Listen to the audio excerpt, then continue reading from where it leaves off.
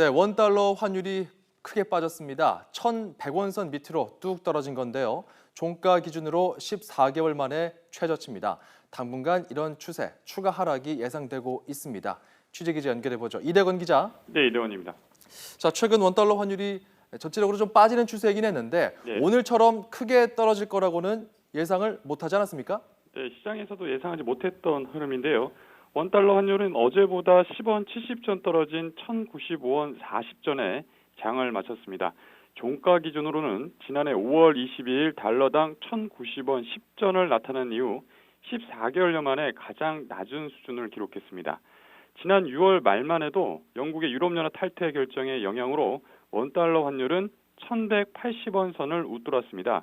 그런데 지난달부터 하락세를 보이기 시작하더니 결국 1,100원 밑으로 떨어진 겁니다. 거래일 기준으로는 5일 연속 하락입니다.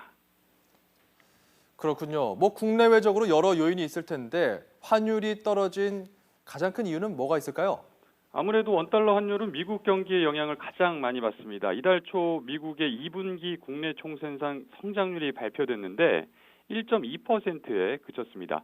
시장에선 적어도 2.6%는 달성할 것이라고 전망했는데 예상치의 절반도 안 된 셈입니다. 게다가 2분기 비농업 부문 생산성 역시 0.5% 하락해 시장 전망치에 크게 못 미치면서 달러 가치 하락에 영향을 미쳤습니다. 거꾸로 원화 가치 상승과 관련된 국내 요인도 있습니다. 2분기 기업 실적이 일단 좋았고요. 최근 스탠더스 앤 푸어스가 우리나라 국가 신용 등급을 AA-에서 AA로 상향 조정한 것이 영향을 미친 것으로 보입니다. 이러다 보니 외국인 투자 자금이 국내로 유입되면서 원화 절상을 유도한 것입니다.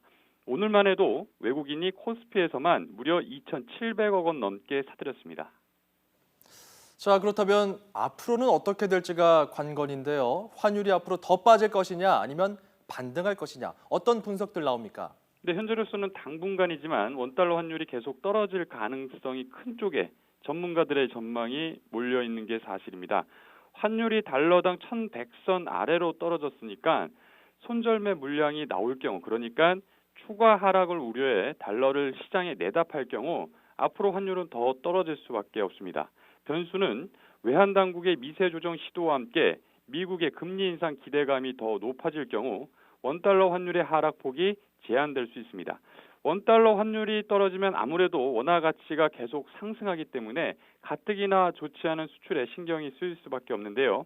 계속 하락하면 수출 기업을 중심으로 가격 경쟁력이 떨어지고 수익성이 악화될 것이라는 우려가 나오고 있는 상황입니다. 지금까지 YTN 이대원입니다.